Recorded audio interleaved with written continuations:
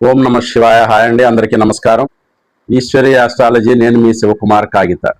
ప్రతి గ్రహానికి అధిదేవత ప్రత్యధి దేవత అని ఉంటారు. అది తెలుసుకోవటం వల్ల మనం ఏ దేవుణ్ణి పూజించాలి, ఏ దశ నడుస్తుందని తెలుసుకుని మార్చుకునే అవకాశం ఉంటుంది జీవితాన్ని. అయితే ఇక్కడ ముఖ్యంగా గమనించాల్సిన విషయం ఏమేనంటే, గ్రహాలని ఒక గోళాకారంగా చూస్తే మీకు ఏ విధమైనటువంటి ఫలితం ఉండదు. గ్రహాన్ని మీరు చూడాల్సిన విధానం ఏమి అనంటే, ఒక పుస్తకాన్ని పేపర్ లాగా చూస్తే అది మీకు ఏమీ అర్థం కాదు. ఆ పుస్తకంలో ఒక మంచి స్టోరీ ఉంటే ఆ స్టోరీ మీరు చదివితే మీ మనస్సుని మిమ్మల్ని చెలింప చేస్తుంది. అట్లాగే ఒక వాహనాన్ని వాహనంలాగా చూస్తే అది కళ్ళతో చూస్తే మీకు ఏ విధమైనటువంటి అనుభూతి కలగదు. దానిలో ప్రయాణం చేసిన దాని అనుభూతిని మీరు స్వీకరిస్తే ఆ అనుభూతి సంతృప్తిని కలిగిస్తుంది. అట్లాగే గ్రహాన్ని ప్రత్యేకంగా ఆరాధించాల్సినంత అవసరం ఉండదు. అధిదేవత ప్రత్యధి దేవతని ఆరాధిస్తే సరిపోతుంది.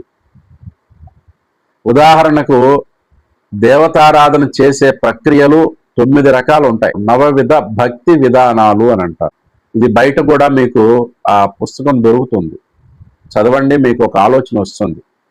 అన్నిటిలో కల్లా కూడా శ్రేష్టమైంది, ఇప్పటి వరకు గొప్ప గొప్ప మహర్షులు సాధించింది కేవలం జపం. జపమే ఫలిస్తుంది. జపతో నాస్తి పాతకం. జపం గనక చేయగలిగితే మీకు ఇష్టదైవాన్ని మనసులో తలుసుకుని 5 నుంచి 17 నిమిషాల కాల వ్యవధిలో జపించండి. మీకు అద్భుతాలు కలుగుతాయి. జీవితం మారాలి అనంటే ఖచ్చితంగా దేవతారాధన అనేది అవసరం. దేవుడు మన కంటికి కనపడలేదు అని అనుకోవటానికి గాలి మనకు కనపడదు, కానీ ప్రాణాలని నిలుపుతుంది. గాలి మన కంటికి కనిపించదు, కానీ మన ప్రాణాలని ఏ విధంగా అయితే నిలుపుతుందో భగవంతుడు కూడా మన మీద ఒక కన్నేసి అట్లే చూస్తాడు.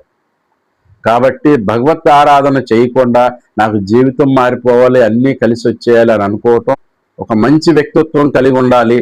అది మిమ్మల్ని ఉన్నత స్థితికి తీసుకువెళ్తుంది. మీకు ఇంకొక ముఖ్యమైన విషయం ఏంటంటే, లక్ష్యం అనేటువంటిది చాలా ముఖ్యం. లక్ష్యం లేని వారికి ఏ విధమైనటువంటి విజయం ఉండదు, ఏ విధమైన అపజయం ఉండదు.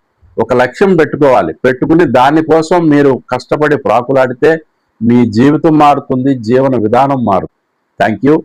Please subscribe. నమస్కారం.